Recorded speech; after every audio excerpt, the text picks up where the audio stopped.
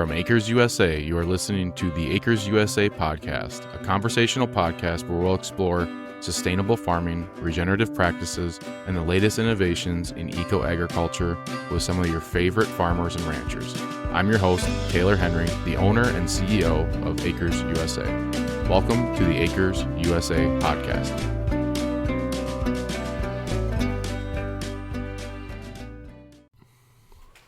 All right, we're joined with Jeffrey Kleypas. Jeffrey is a agronomist for AEA and has kind of an interesting background. Came from a more conventional agronomy role and now working with AEA. He works with a lot more sustainable, regenerative type farms with the different biological products that they offer.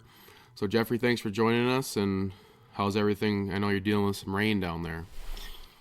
First off, thank you for inviting me to the podcast. It's a pleasure to be here and share everything I've experienced over the years. But yeah, we just got done going from a drought to a flood with 20 inches of rain in basically a 24-hour period here on the southern tip of Texas. And we're still drying out from that. And unfortunately, it's going to be a hit to our production system since we did have planting going on all the way back in the end of January with corn and had corn, sorghum, and cotton primarily up, so still waiting to see what the full destruction is going to be, but it doesn't look pretty in places. What kind of soil do you guys have down there? So, I mean, is there farms that you saw? I can't imagine many farms can absorb 20 inches of rain. And how quickly did it come? Was it like a 48-hour period? Yeah, I mean, this whole region got between 8 and 20 inches for the most part. We're talking basically a 3-county area here in the Rio Grande Valley, lower Rio Grande Valley, right next to Mexico and the Gulf. But yeah, I mean, a lot of our ground, it ranges, but I would say most of it's a sandy clay loam. We're known for growing vegetables and citrus in this part of the state. But we're also a delta region and drainage is not the best in certain places. So it kind of depends on where you're at. I mean, here locally where I live, I don't really see too much flood water left, but I know some of the other farms are still struggling getting water off, and families are still stuck in their homes here. I guess we're about 4 or 5 days after the event. So this is more of a hurricane type situation versus a spring storm. I think 1911 is the year they kind of take us back to on having anything like this happen. Yeah. Well, I was going to ask that next. Do you guys deal with hurricanes? Yeah, we usually get them right during cotton harvest, unfortunately. So tropical storms and hurricanes have been an issue here in recent years for our cotton farmers and getting their crops out. Because of course, once you get too much rain, then the cotton seed sprouts and ruins the lint, and you get mold and everything else. So unfortunately, I've seen more cotton get shredded down than harvested in the last few years. Yeah, our region has dealt with floods in the past, and we had a 100-year flood, and then a 100-year flood 2 years after that, and then we had a 1,000-year flood. So I think we ended up within like a 10 or 15-year stretch having 3 or 4 100-year floods and 2,000-year floods. Yeah, it seems like we're getting all the generational weather events right now in our lifetime.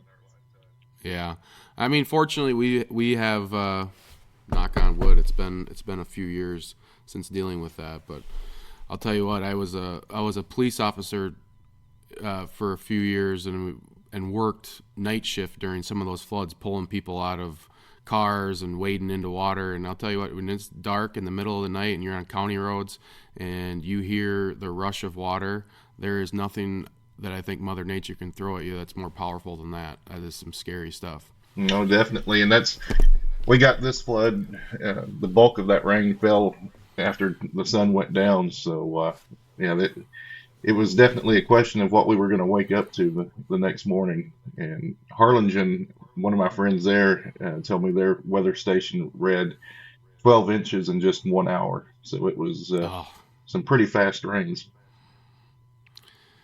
Yeah, I don't know if we make. I'm sure someone might have a farm that could absorb that, but that's not normal in any means. Nope.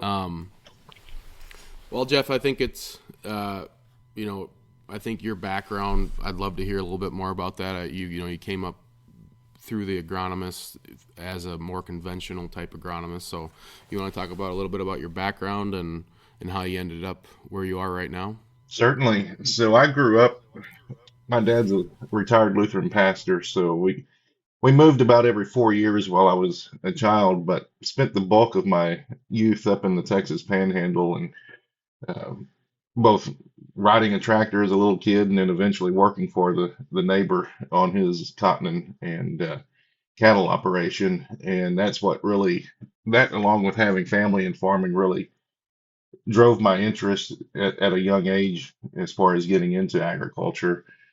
And I always had the dream of having, a several thousand acre cotton farm, but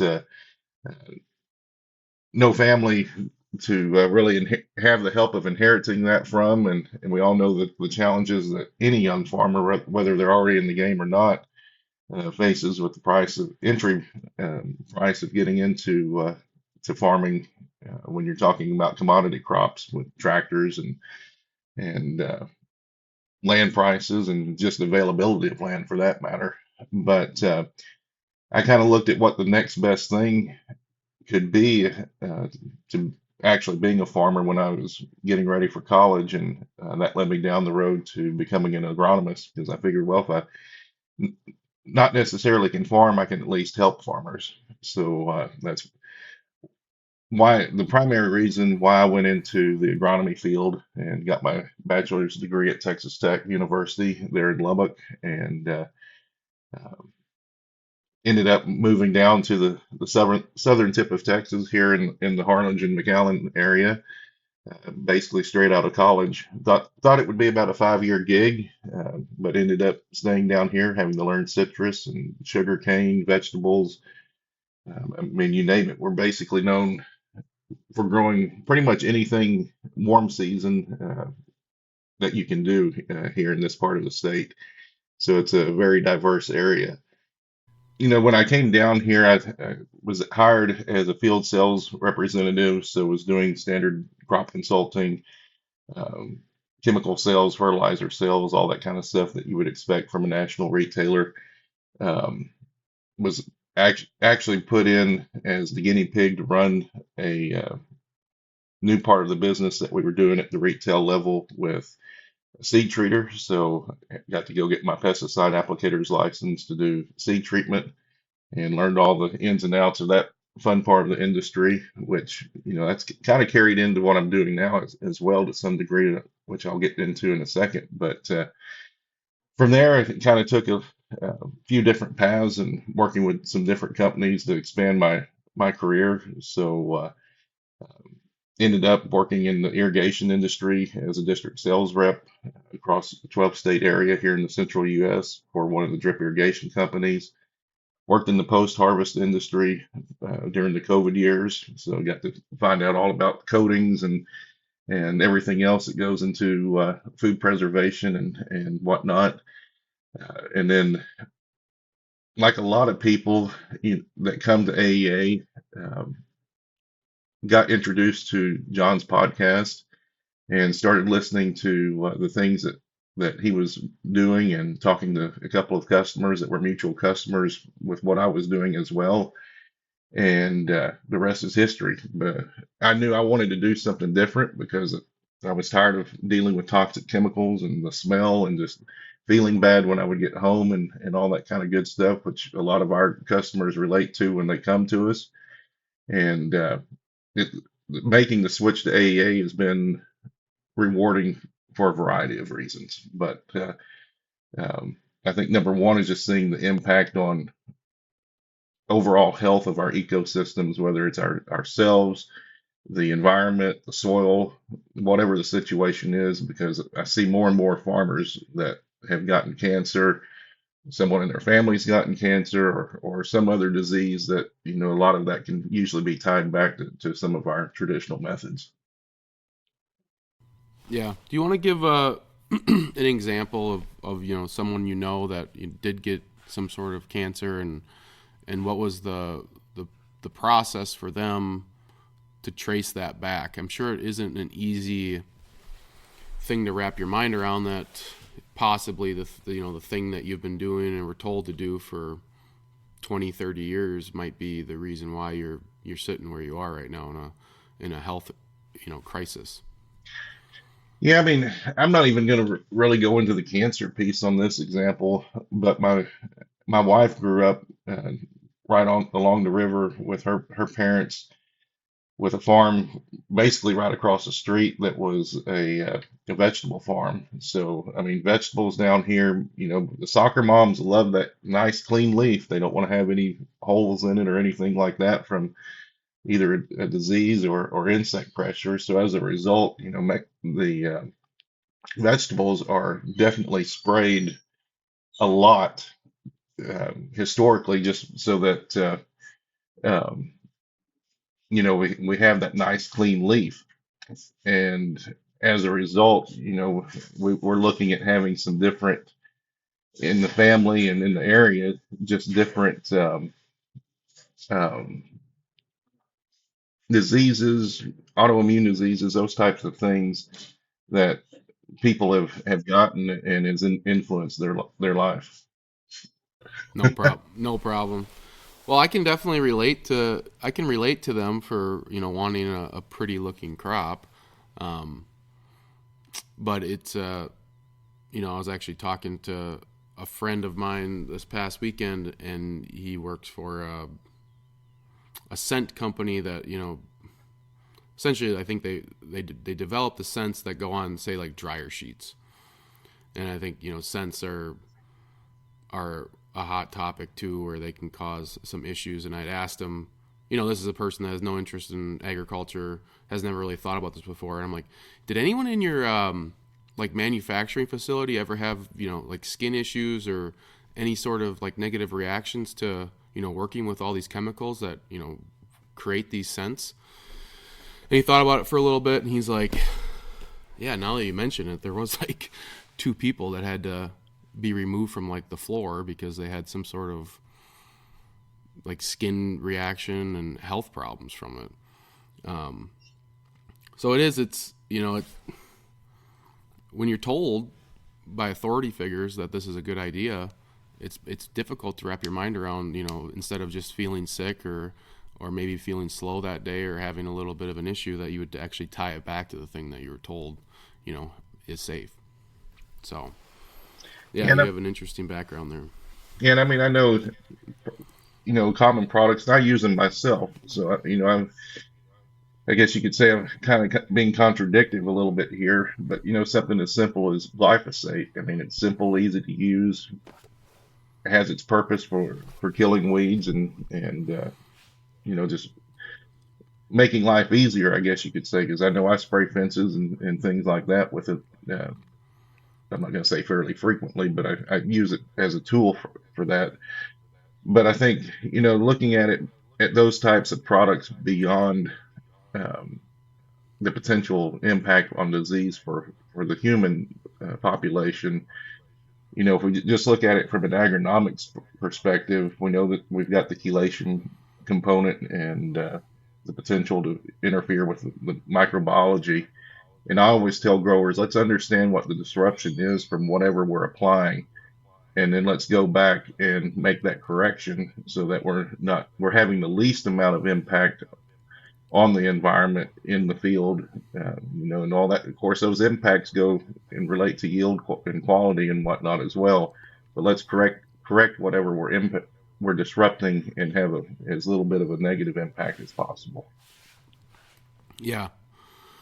What have you experienced as far as the things that you look at now when you're going to prospective client versus things that you were looking at before, as far as like the recommendations when you look at a soil test, you look at someone's farm, and your idea when you were in more of the conventional type of landscape, and how different it is in the position that you are right now? Yeah, that's a great question. I think the easiest way to explain the difference in my perspective is, instead of looking for what needs to be killed, I'm looking at what needs to be improved so that we don't have those pests come into the field, whether it be an insect or a disease. Weeds are a little bit different story, but even there, it's amazed me to see firsthand how a grower can have a major issue with pigweed or water hemp. We get rid of the nitrates in the system, and those two weeds disappear for the most part. They're not the major problem that they used to be. So there's even, when you look at just changing nutrient profile in the soil, getting rid of certain weed species or making them a less of an issue, and then also the ability for, and we've got numerous farmers within our consulting services that have completely eliminated, or at least 80% eliminated, the need for an insecticide or pesticide or insecticide or fungicide application in their fields. And we've done that completely through mineral nutrition management and just understanding why those plants need certain nutrients, what may be an excess, what may be a deficiency, but just building a better, healthier plant that's resilient to all the environmental factors and promoting life instead of trying to kill something. Hey there. Did you attend our EcoAg conference this year in Madison, Wisconsin? Well, if you didn't, or if you did, we've got the recordings now available. Get on-demand access to every session with the EcoAg recordings. Learn directly from the pioneers of soil health, livestock integration, and profitable regenerative systems, all at your own pace. Speakers include Gabe Brown, Alan Williams, John Kempf, Joel Salatin, and a lot more. We also have additional products that include the full-day workshops done by Matt Powers, John Kempf, Nigel Palmer, Jordan Green, Mark Shepard, and Austin Unruh. These workshops are in depth and will help you dig deep on the presenters' topics. Grab your recordings now at conference.eco-ag.com/24 recordings or find the link in the notes. Because the best investment you can make is in your own knowledge. Now back to the show.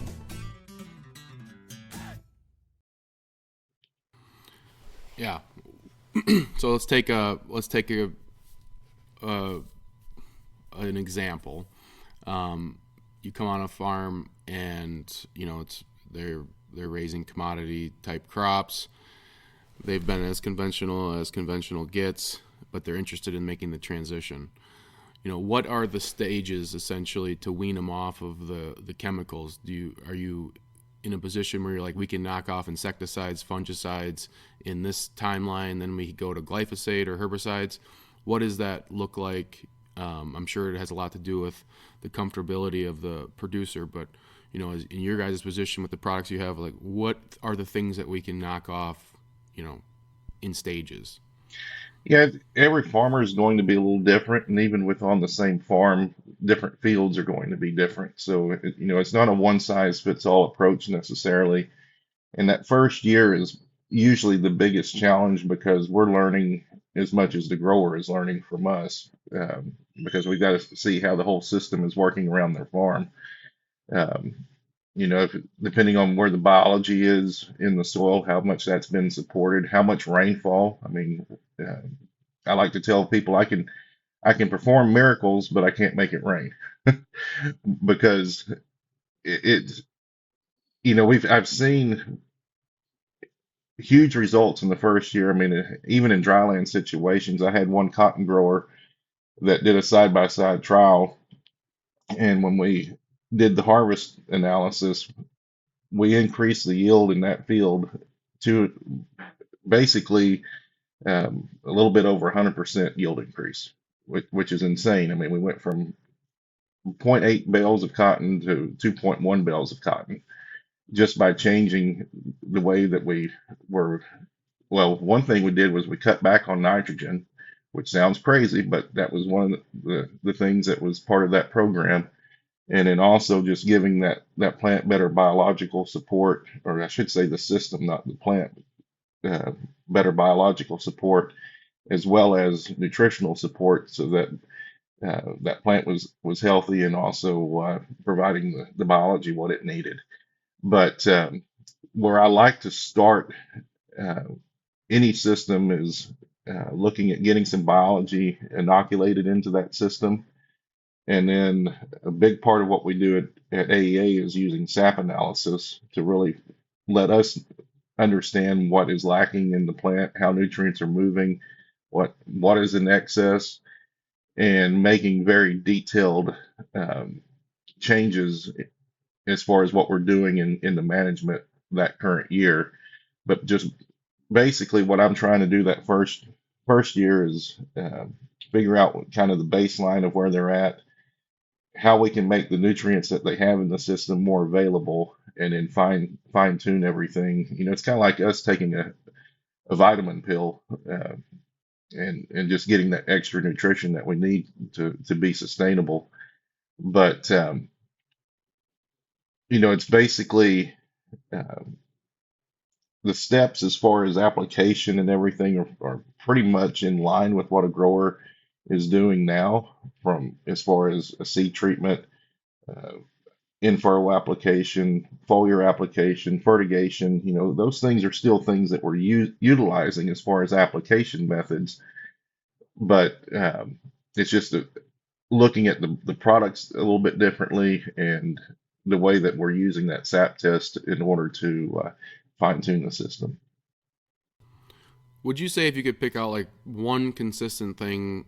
I know it's difficult to say there's anything consistent across of multiple farms, but is something that you kind of go into it when you're talking to a conventional producer that you think that you're probably going to be able to reduce those nitrogen inputs in the first year with the implementation of some of these biological products?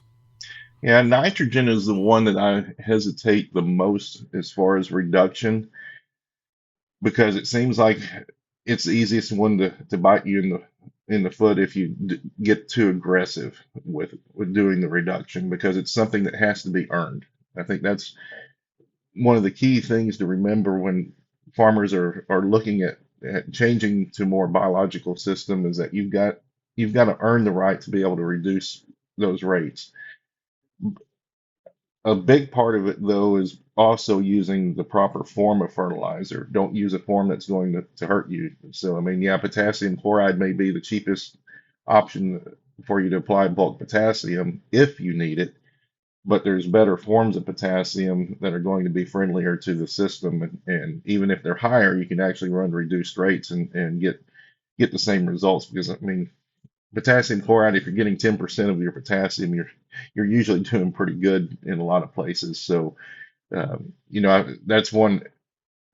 I would say potassium and phosphorus are where we have more success in year one of getting biology to supply those than we do with nitrogen. But once I would say roughly 3 to 4 years is kind of the magic number of where you can see 80 to 100% reduction in a lot of those bulk applications, if the system is working properly. There's a lot of ifs in there, and that's where the consulting piece comes in, so we can help the grower understand what's happening. Yeah. Do you want to talk about the mindset of what you see, when you jump on a farm and someone's looking or interested in transitioning? What is the mindset that they have? Did they experience some sort of pain point that has just pushed them this direction? Did they just, because of education, they've gone this direction? What is the thing that you're seeing the most that has made folks, want to make the change? Yeah, I would say the growers that come to us is a different conversation than the growers that I approach on my own. Um, so the growers that come to us, they've definitely experienced some kind of pain point, whether it be cancer in the family, or just that fear of cancer or other diseases uh, as a result of the practices they've been using on the farm. Some will be driven by just wanting to be better stewards of the land. Some will be driven um, by, I mean, profitability would be one, increased yields. They're looking for those things. And I think, speaking of increased yields and profitability, I think one of the biggest fears or misconceptions with regenerative agriculture in general is that if you switch to regenerative, you're going to have a yield drag. If you're experiencing a yield drag with regenerative ag, then something's not happening right in that program. And I mean, we've seen plenty of yield increases, or people staying with their current yields but getting better profitability out of it. So, I wanted to touch on that while I was thinking about it, but um, that's definitely shouldn't be a fear, and is actually something that people will come to us for. Now, the crowd that I go to, as far as cold calling, that's a much more conventional um, mindset a lot of times. So I'm having to go back and have more of a conventional conversation around the approach, and it's probably more baby steps as far as what we're trying to accomplish there, going after identifying one specific goal and just focusing on that. Um, and sometimes even with people that come to us, I would rather focus on achieving that one goal than changing the entire farm in the first year, because sometimes, depending on the logistic ability of that farmer, their equipment and everything else, if you try to start doing cover crops, no-till, more foliar feeds, more intensive management with sap, whatever the case is, and you add all those pieces up in the first year and you haven't done a lot of those things, sometimes that's what sets us up for a failure, and we have to pull the grower back and slow them down a little bit. Yeah. So I think it makes sense that folks are posting this. Is just kind of interesting. On X and LinkedIn lately, I've been, seeing a lot of growers post, their essentially projected P&Ls for crops this year. And, nearly every single one, I think they're almost posting it as kind of like it's not a joke, but they're, kind of laughing about it. Because each crop is at a loss in the projections right now. So what are, I think a lot of people look at maybe working with you and they expect some sort of, an investment that has to take place in those first few years. What is the messaging to the folks right now? I mean, we're looking at, if in normal commodity, conventional commodity right now, you're essentially putting seed in the ground that you're expecting to lose money on. What is the recommendation for this year with the economics involved with everything? Yeah, that's something we've actually been talking a little bit about this week, and I even made it a little bit of a joke the other day that building a budget for a farmer this year is almost like uh, trying to put the limbo stick at the lowest setting and trying to crawl under it. And that's nothing against any grower trying to do that, but it's just the fact of reality with what monies are available for a budget this year. But the approach I've been taking is, let's look at and see what the total program may look like for the year if we have the rainfall and everything's in place.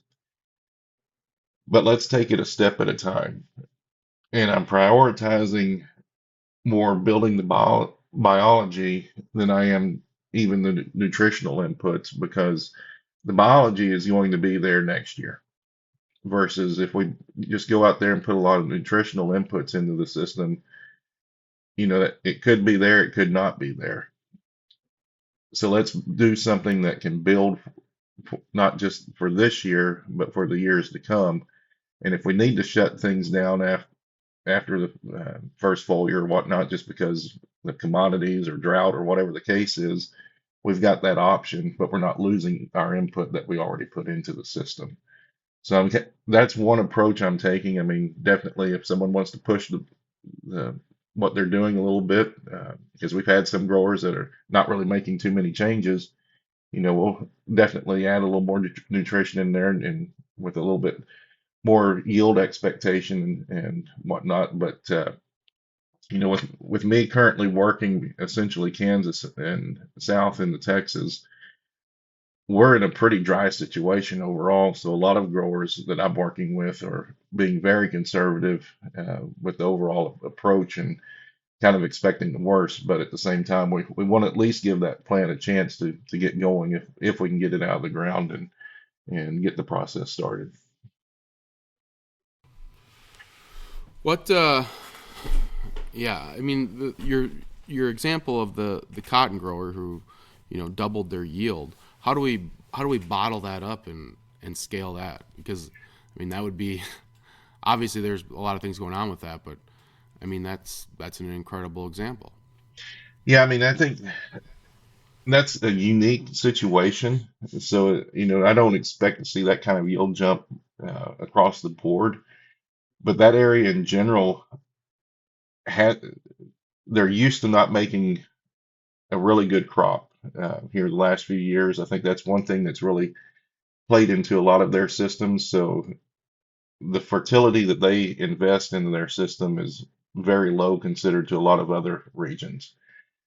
Um, the other thing too is, biology had never really been paid attention to on that farm. And I think it was kind of a combination of just giving a little bit more biology, well, giving a little bit more fertility and giving a nice biological system into that field.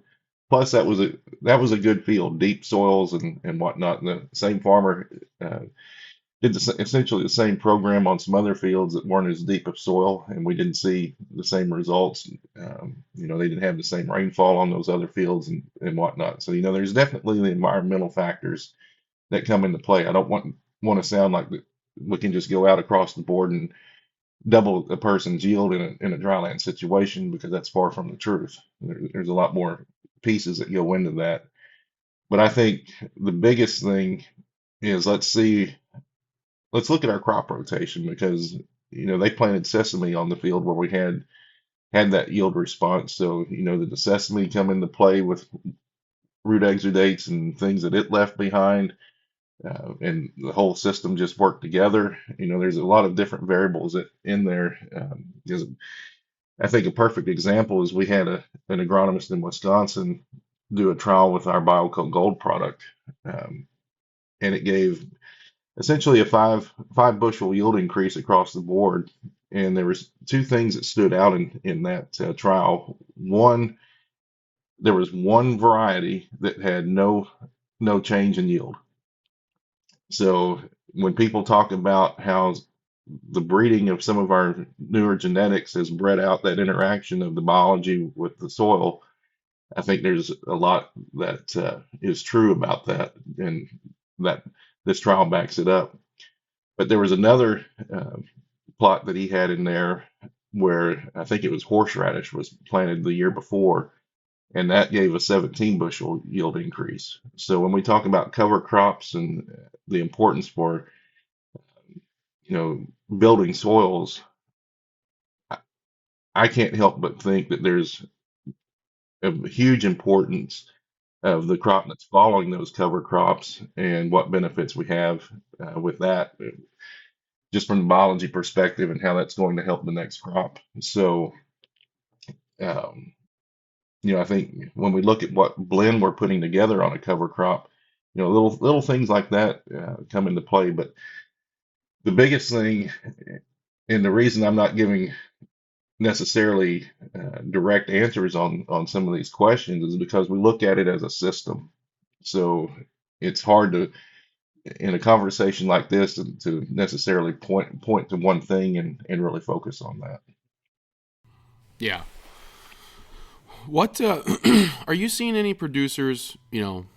I say this because I'm a cattle guy and I like this idea a lot. But with the economics where they stand right now, are you seeing anyone cut back on their normal production and say, let's go put out a 7 series or 5 different diversity blend of cover crops, and with cattle prices the way they are right now, let's go graze it this year instead of putting a crop in or putting in a commodity crop in?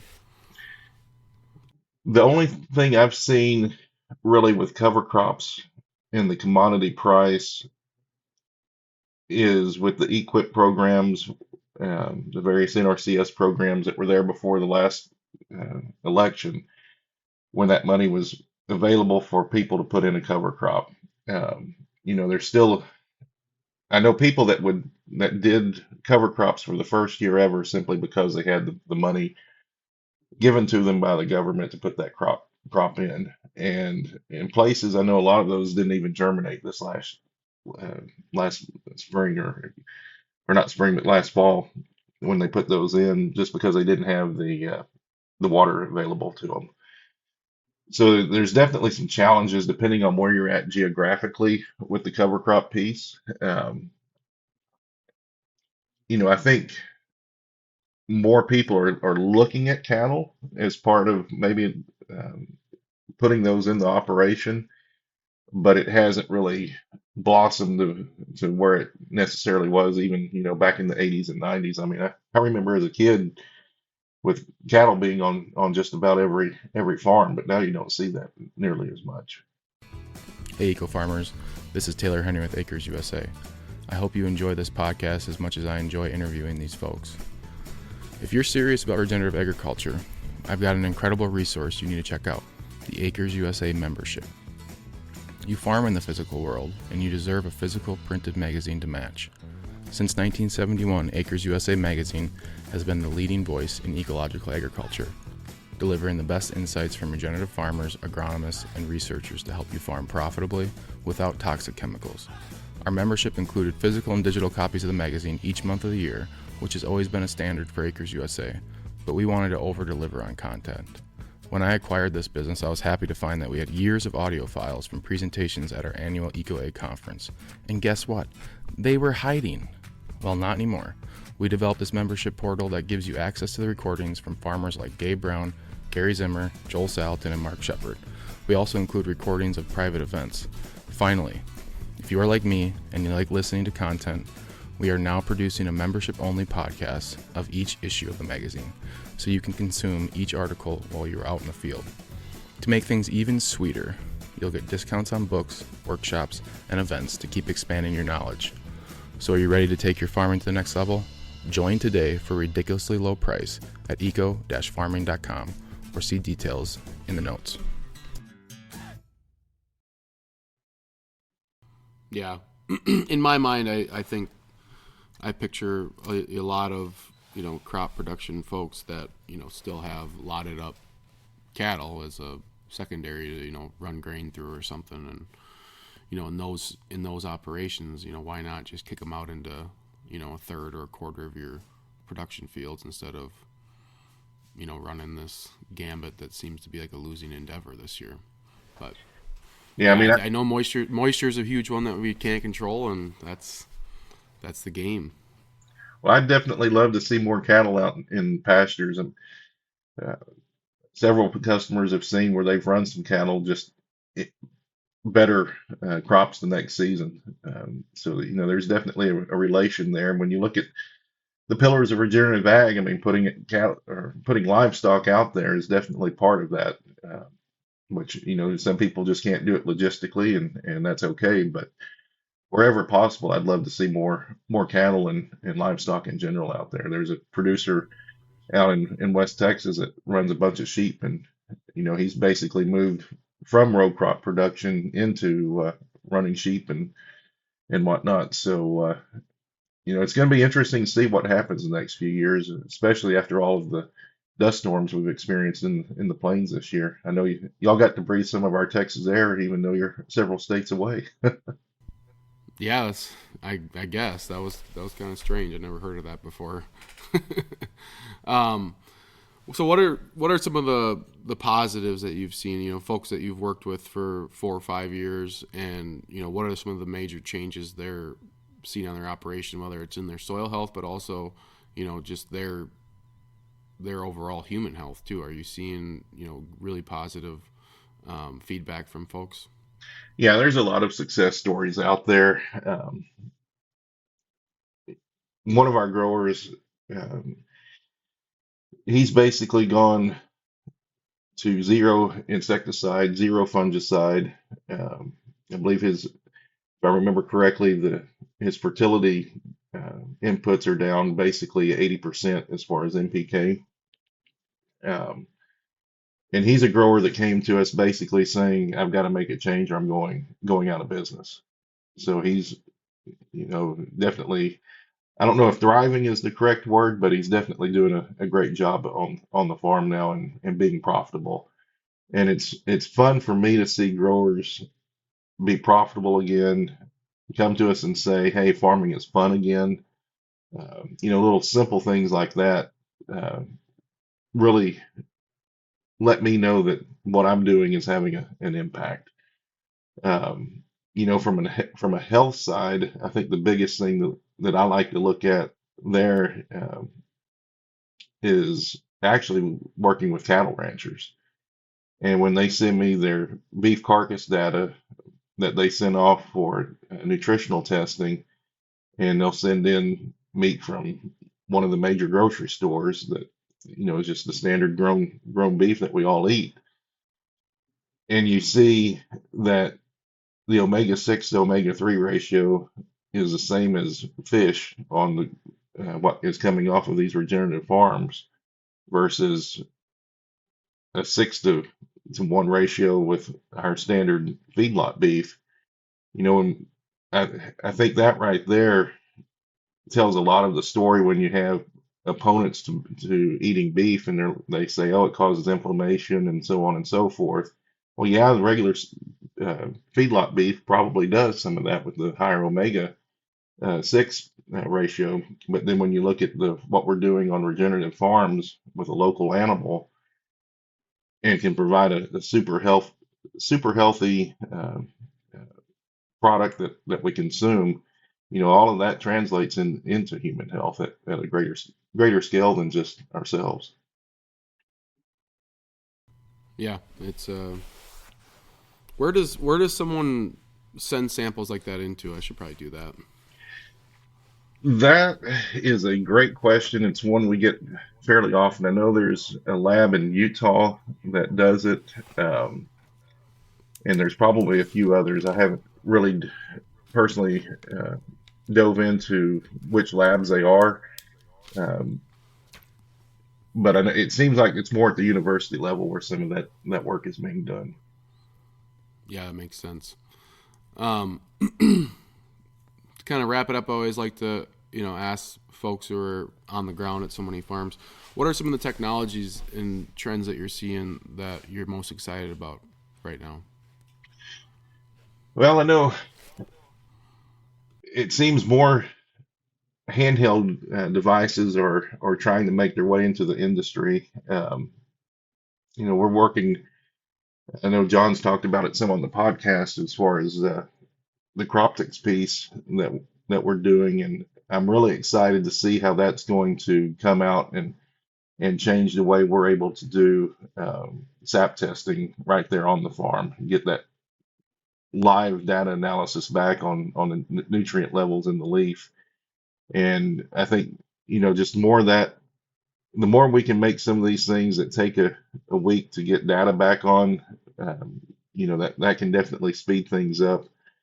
Uh, I'm a little bit concerned with AI in agriculture right now. We've done some tests with the various AI pieces out there, just asking very specific agronomic questions, and they'll even send back some of the references that they find, and we've uh, fact checked some of that, and it's actually not even a real reference.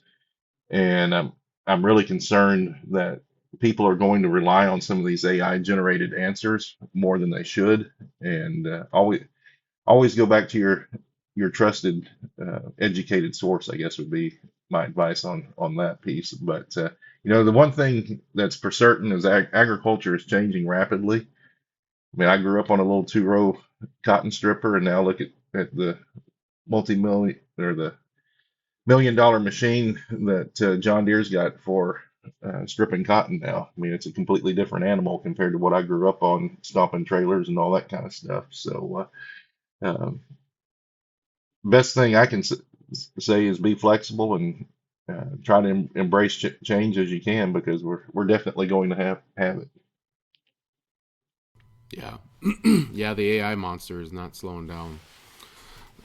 All right, Jeff, is there anything else that you think is important for us to mention here, or how folks can get a hold of you and work with you directly? Yeah, I think the one thing I do want to mention is that following social media, even within the regenerative agriculture circles, but agriculture in general, we need to come together as an industry. There's too much infighting and pointing fingers and laughing at each other. Let's let's help each other out and be successful together, because none of us are going to get to where we need to be as an industry if we continue to fight with each other. And it's just disappointing when I see people laugh at others just because they're doing something different and don't understand the local situation that they're dealing with. And that's one of the things that I kind of pride myself on, and I know we do as a company, in meeting the grower where they're at and helping them achieve the goals for their individual situation, not not faulting them for something that they may be misstepped on or misaligned with right now, but helping them get to where they need to be. And I would say that's the number one thing I would like to see change in agriculture right now. But no, as far as getting a hold of me, probably the easiest way is to call into the Advancing Eco Agriculture main phone line, and that, or sending an email to me, which we can definitely get that out to everybody. Yeah, we'll throw that in the notes. I'll echo the same sentiment that you had there, and it is frustrating. I think it happens on both sides. You know, folks in the sustainable regenerative world like to point fingers without having, a lot of it comes from folks that, get excited because they learn these new things and they haven't necessarily had the agricultural background, so they didn't go through the pains, and they don't show grace well enough to the folks who've been doing this for a long time and have dealt with a lot of stuff over the years that have put them where they are. And yeah, I think showing grace to each side, and then hopefully the other side, the conventional side, doesn't feel so attacked and they're more willing to come over and try some of these new things. So yep, I agree definitely. with that. It's frustrating to see the finger pointing and just drama.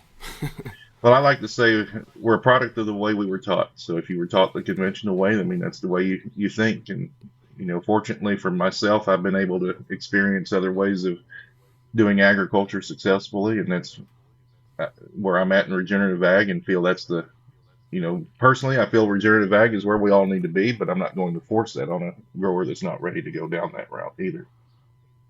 Yeah, absolutely. All right, Jeff, well, it was great talking to you. We'll put your email in the show notes. We'll put the AA number in there, and wish you the best of luck this year. And Jeff's also writing some articles for us. He had an article in the February issue of the magazine, so keep an eye out for that. It's been a pleasure. I appreciate everything. All right, thanks a lot. Thank you for listening to the Acres USA podcast, a podcast production of Acres USA. Find us on Spotify, Apple, Google Play, and other popular podcast platforms. Acres USA is North America's oldest publisher on production-scale organic and regenerative farming. For more than 50 years, our mission has been to help farmers, ranchers, and market gardeners grow food profitably, regeneratively, and with nature in mind. Find our books and other Acres USA media and learn about Acres USA events at acresusa.com. Read our online magazine at members.acresusa.com, and we'd like to thank Acres USA staff for their contributions to producing this podcast. This episode was edited and engineered by Weston Larson of Acres USA. And we're grateful to our guests for taking the time to talk with us about their experiences.